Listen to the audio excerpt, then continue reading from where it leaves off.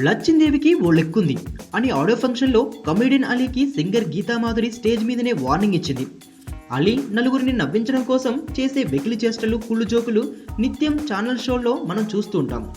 అలీ పలు సందర్భాల్లో యాంకర్లను డబుల్ మీనింగ్తో ఇబ్బంది పెట్టడం చూస్తూనే ఉన్నాం.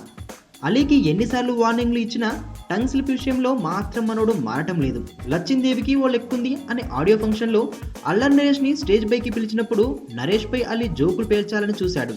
వీరిద్దరి మాటల మధ్యలోకి అలీ గీతామాధురిని లాగాడు.